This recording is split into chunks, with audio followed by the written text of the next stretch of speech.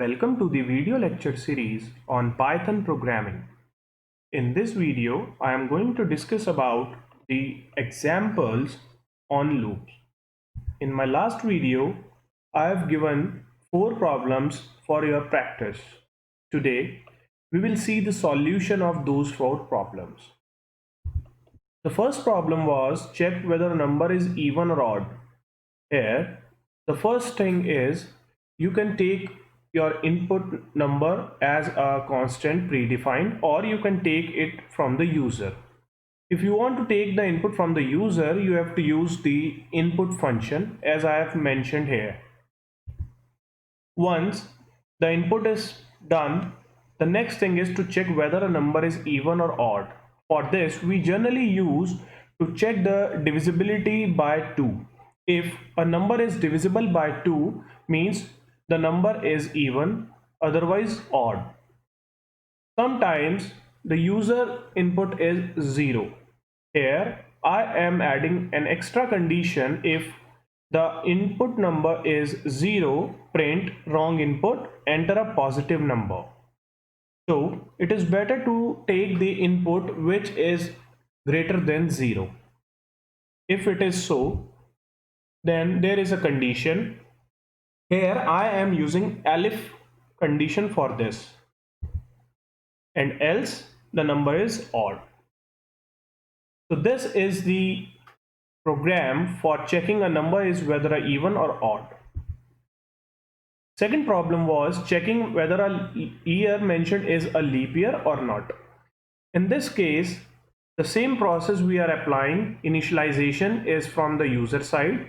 Take the input as enter year to check whether it's a leap year or not, and we are taking a variable yr which is taking this input value.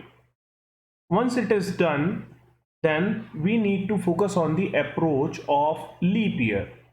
Generally, we say if a year or a number is divisible by 4, it is a leap year. But there is one more concept behind this, and the concept is if a number is divisible by 100, means it's a century year, and it should be divisible by 400, means 1700 is divisible by 4, but it's not a leap year. In this case, we are adding two conditions here. Condition number 1 is for the century years.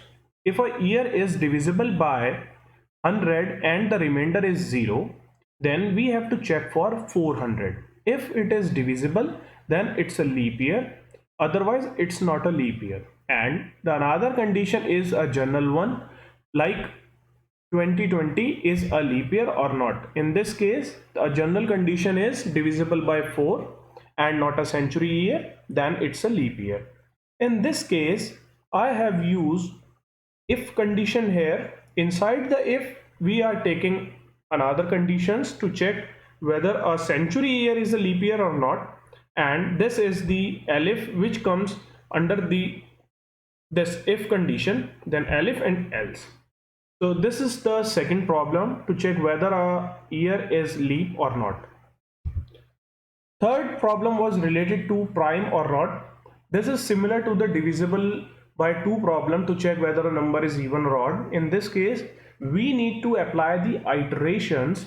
If I am entering a number 7, so to check for 7, I need to check whether a 7 is divisible by the numbers which are smaller than 7. Here the iteration is required, and I am using here the for loop.